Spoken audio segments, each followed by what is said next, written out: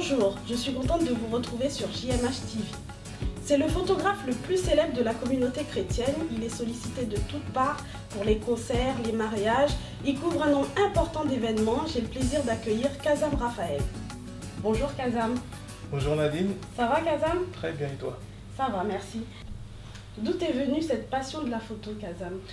Donc la photo a commencé dans les débuts des années 2000 où je faisais de la photo, on va dire, en dehors des événements chrétiens. Donc bien sûr, je voyais que j'avais un don dans la photographie, ça se passait bien et j'ai trouvé ça vraiment enrichissant, donc j'ai continué sur la même lignée. Et bien sûr, un jour comme ça, Tribe Urban Gospel fêtait leur 5e année. Donc je suis venu un jour comme ça avec un petit numérique Canon en faisant de la photo. J'ai filmé aussi avec le numérique Canon. Et bien sûr, la personne qui s'occupe de Tribe a bien sûr un jour est venue me parler en me disant oui, Kazam, je vois que ce que tu fais est très très bien. J'ai vu que tu es venu comme ça, je te connais ni d'Ève ni d'Adam, tu fais de la photo, je voudrais faire une collaboration avec toi.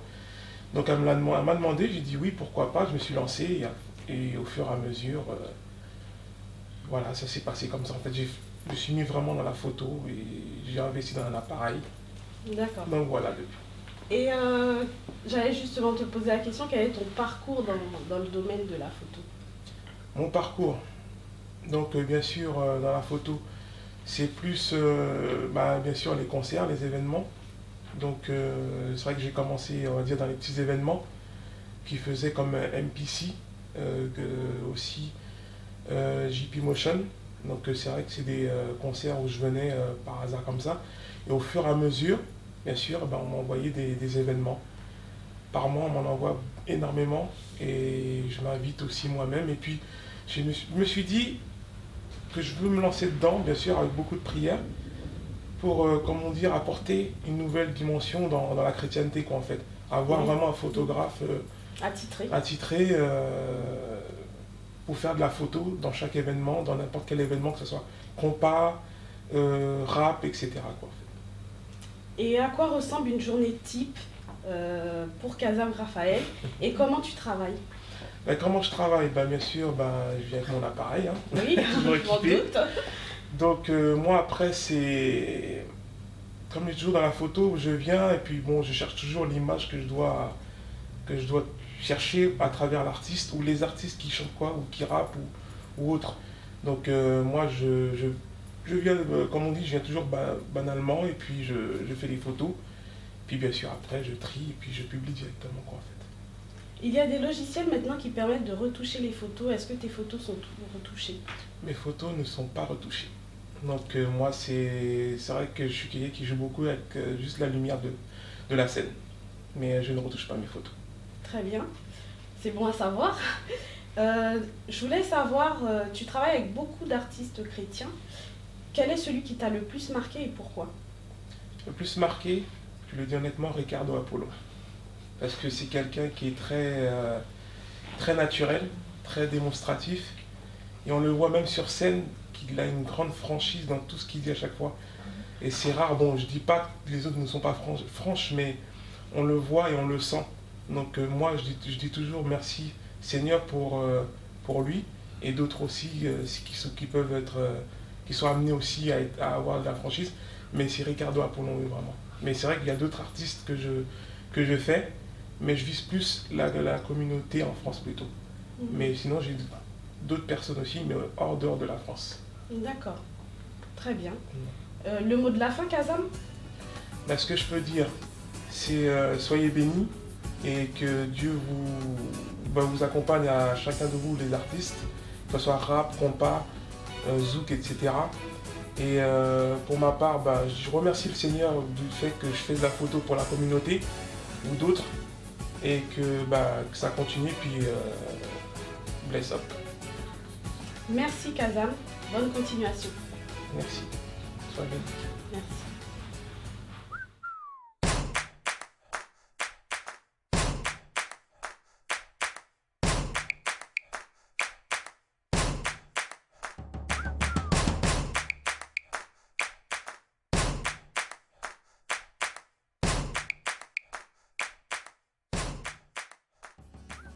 Nous avons le plaisir de recevoir aujourd'hui Ricardo Apollon, un artiste talentueux et d'une grande humilité.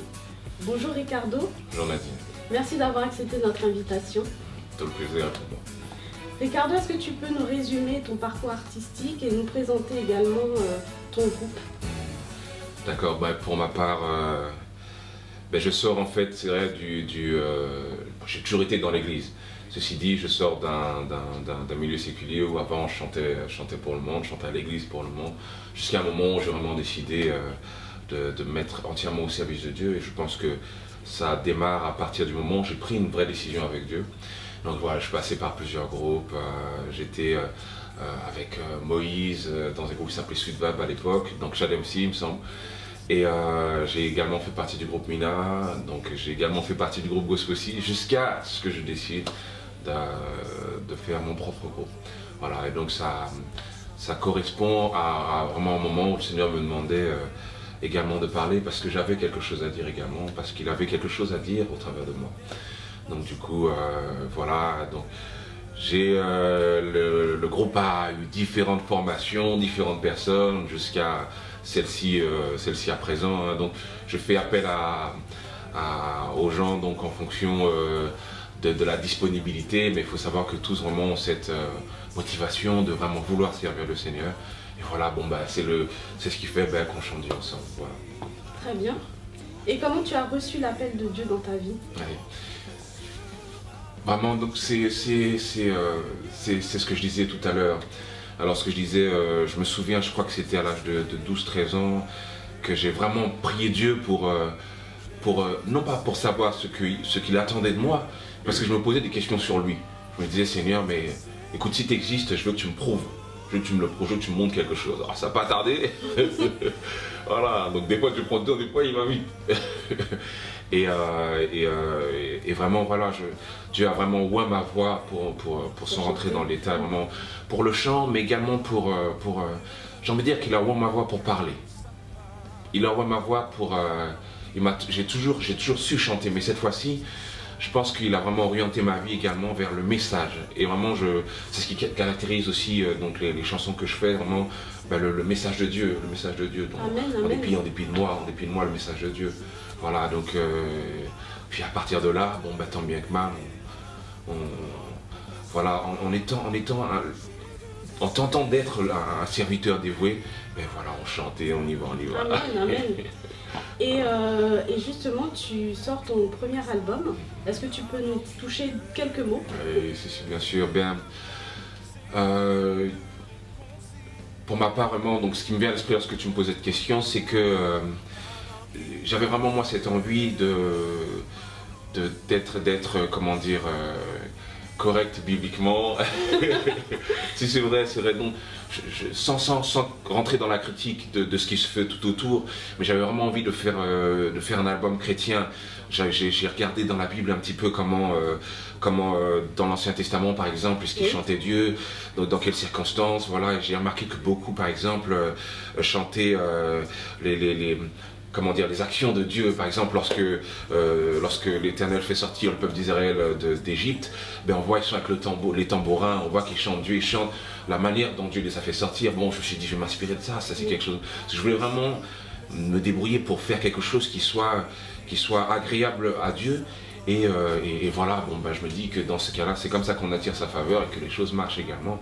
Mais c'est également parce que voilà, j'ai vraiment envie d'être droit, voilà, d'être droit devant lui, quelque chose comme ça, voilà.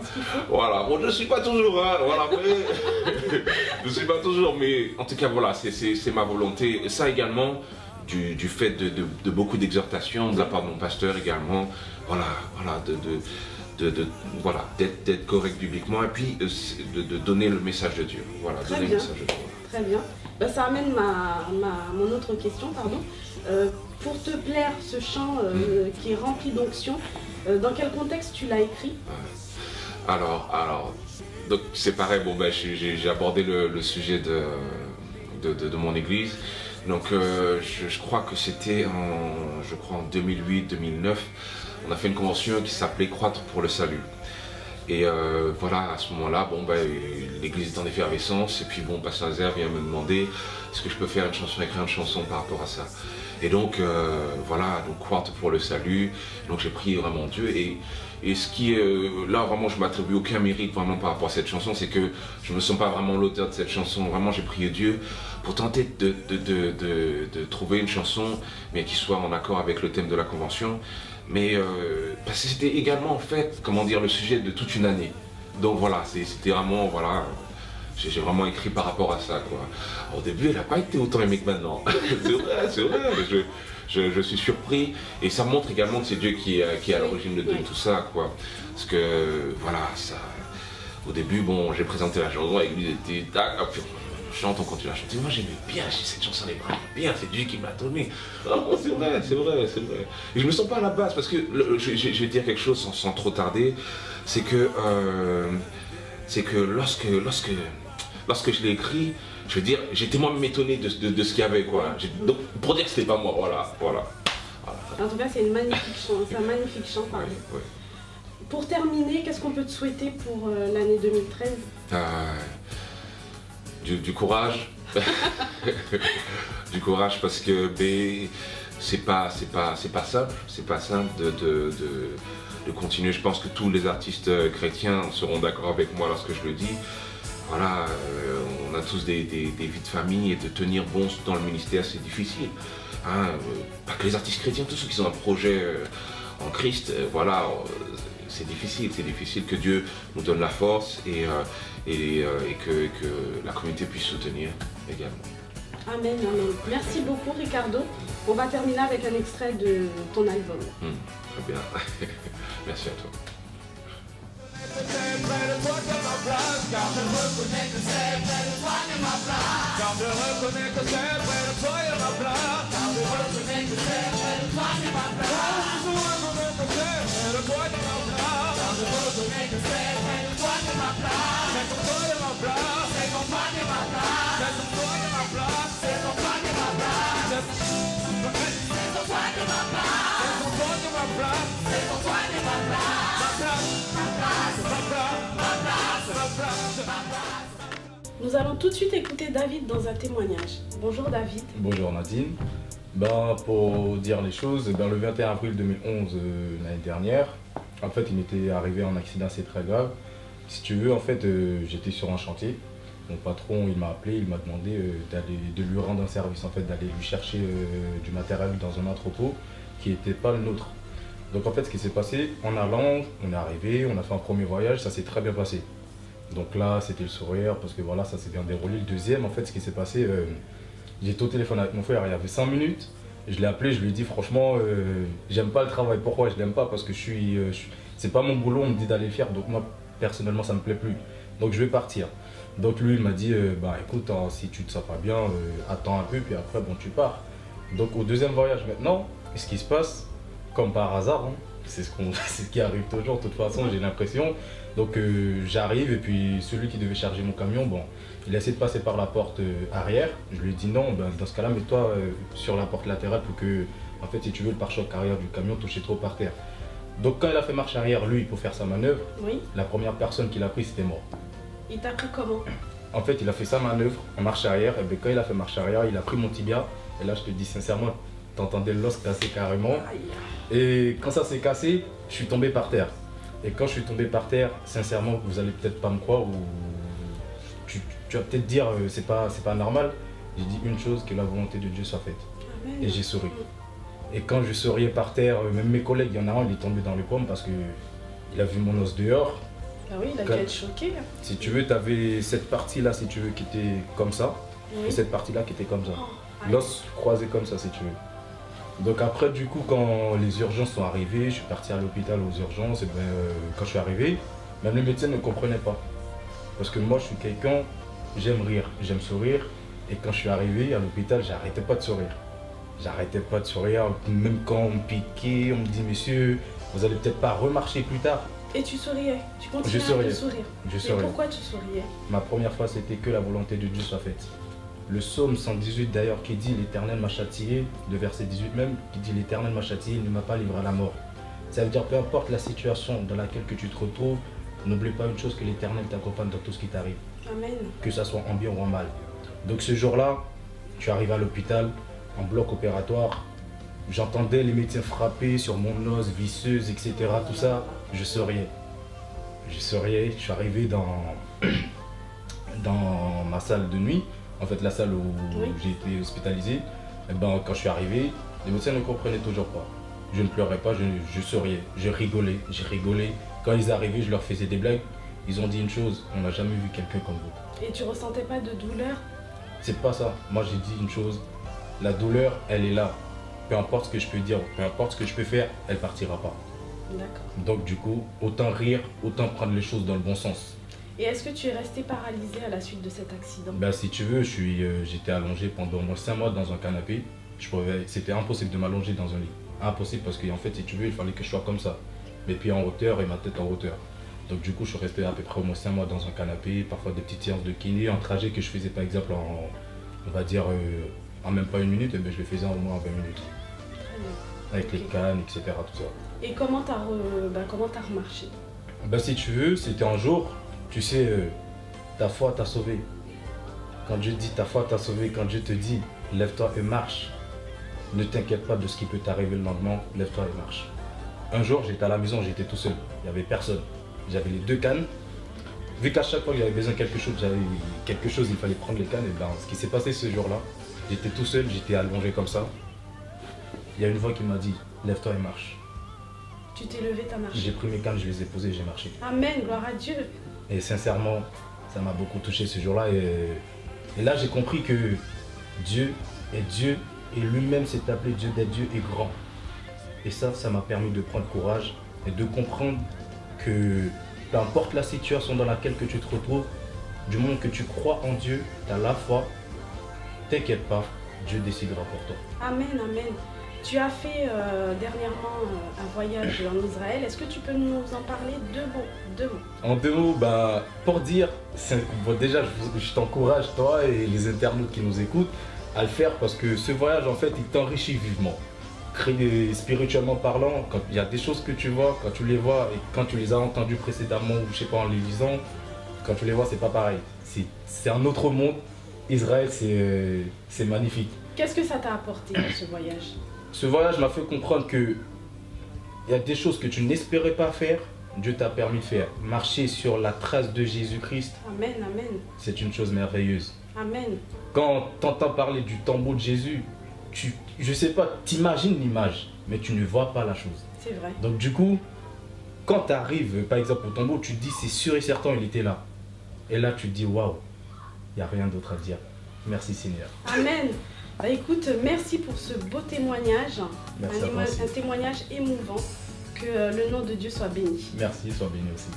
L'émission est terminée. Merci beaucoup de l'avoir suivi. À très bientôt et restez connectés.